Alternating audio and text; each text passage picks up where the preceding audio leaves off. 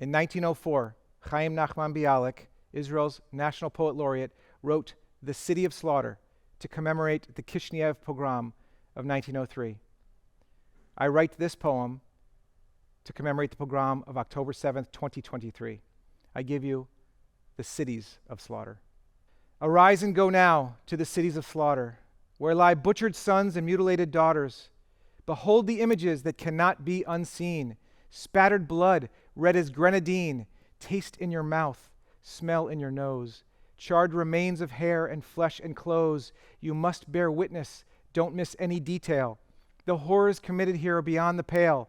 See bulldozed fences that leave jagged scars, across a landscape filled with burned out cars, cratered roads all singed in black. Keep going now, you can't look back. The desert's become a killing field, where teenagers fled unconcealed. At a concert for peace, they'd come to dance, massacred by terrorists when they had the chance. They ran for their lives and tried to yell. They kicked and punched and fought like hell, but forced to the ground, these beautiful young children, dragged behind a bombed-out building, their bodies violated in the name of resistance. It makes you question God's very existence. Nearly 200 innocents they kidnapped, brought them to Gaza, where now they're trapped. You walk from the desert to a kibbutz nearby, where you hear the buzzing of 1,000,000 flies, pass over shattered hearth and hold your breath. You're surrounded by images of horrific death. Splintered wood around the front door, shattered glass covers the floor. A rocking chair where Safta used to rest, empty it rocks in silent protest. Turn the corner and stare in shock. Not even God can turn back the clock. Pure evil stares you in the face, this utter violation of the human race. Bullet holes in babies' beds, murdered children, missing heads, skulls smashed in and others raped. Please, God, please, I pray some escaped. Some hid for hours with no food or water, shielding sons and protecting daughters, in bomb shelters or safe rooms or in the mamad, waiting to be rescued from the firing squad. They held their babies and held their breath. They heard above them the sounds of death, whispering, please, baby, you must not cry. We can't let them know. In here we hide. How could this happen? The government failed us. Their sheer negligence is treasonous.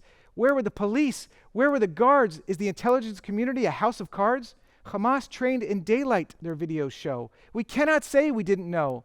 Armed and funded by Iran, any semblance of détente must now be gone. This terror attack shows our enemies' real goals, to kill all the people of the Dead Sea Scrolls. It's about the very existence of the Jewish state. From the river to the sea is their desired fate. Now the world will finally understand that their war with the Jews is not about land. But as the blue and white flag is solemnly unfurled, we are abandoned again by the whole damn world. It starts in the papers and on the news. The media's double standard for the Jews, unwilling to call Hamas a terrorist group, treating their actions like a Boy Scout troop, as if murdering civilians and raping girls were the silly little antics of kids with curls, using whitewashed words like militants and fighters, as if they were young idealists pulling all-nighters, falling all over themselves to be objective, revealing their moral compass to be plain defective. Would they blame a rape victim that her skirt's too short? Or lynching a black man for his curt retort? Would they justify a school shooter as being misunderstood? Or a white supremacist because he grew up in a tough neighborhood? Hell no, they wouldn't. Those are bullshit excuses. Yet when it comes to the Jews, that's what the press produces. Social media takes the disgrace to a whole new level, with a sense of humor straight from the devil, reduced to one-liners or side-by-side pics. Sometimes doctoring memes are their dirty tricks. An image travels the globe with a simple click, spreading lies and hate 6 million bodies thick, so it poisons the well and confuses good folk. Well-intentioned they may be, it's become a joke. I'm sure our governments will do the right thing, are the naive dreams to which the self-delusional cling. Instead, our leaders state with self-righteous voice, but how did this start? Israel gave them no choice. Because the arbiters of truth try to justify the horrors as if Hamas crossed the border as curious explorers instead of calling them out for what they are, jihadi terrorists released from the bell jar. And the UN is useless, a watering hole for dictators and appeasers and cowards and other Jew haters. So where should we turn for moral clarity? Perhaps higher academia has the mental dexterity, where students are given endless choices to mine the nuggets of truth amongst so many voices. But sadly, our universities are the worst of the lot. A place that protects Jews, the campus is not. Student clubs march, put up posters and flyers, glorifying murderers and Holocaust deniers, rallies with calls to end the Jewish state, clearly make our children targets of hate. Professors call out Jewish students by name, force them into the corner to make them feel shame. But university administrators just turn a blind eye. Free speech, they declare, and let the venom fly. All we want is for schools to create a safe space where our children aren't attacked in the staircase, or on the quad, or in the classroom, or on the sports field, or in the bathroom. Liberal arts and free thought ought to be empowering, yet somehow higher education has left our kids cowering. This isn't 1940, yet our children are afraid. Anti-Israelism is today's new crusade.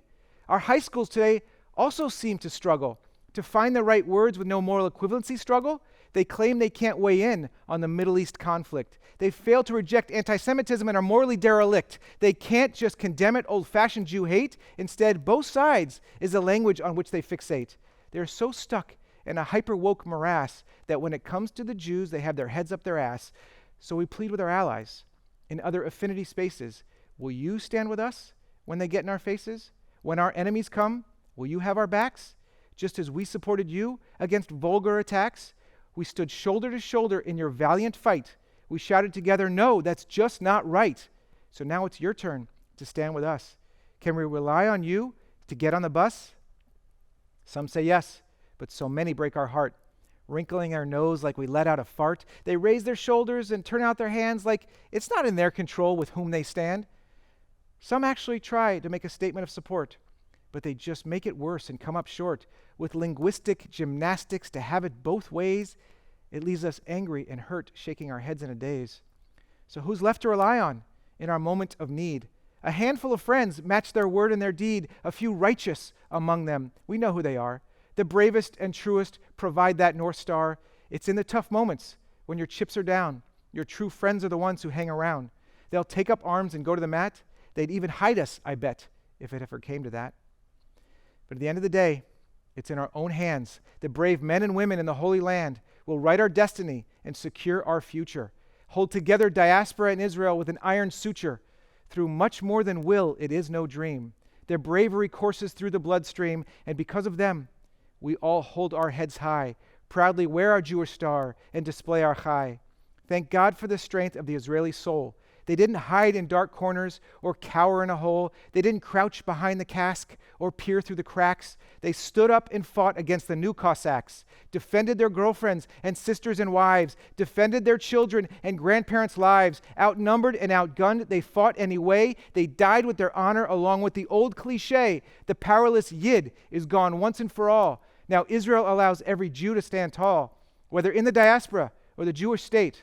Until the Mashiach comes, we control our own fate. Our Israeli brethren fought with a mighty roar, and the Lion of Judah raised its head once more. No more stooped back or trembling knees. We've reclaimed the mantle of the great Maccabees. Now we say to the world, we meant what we said. We will take the time to bury our dead, and then we'll turn to the task of defending ourselves. We'll go up into the attic and take down from the shelves the legacy left to us from Rabbi Akiva. In one hand, the Torah from the old yeshiva, and in the other we'll grasp a deadly weapon, because this is what it means to say never again.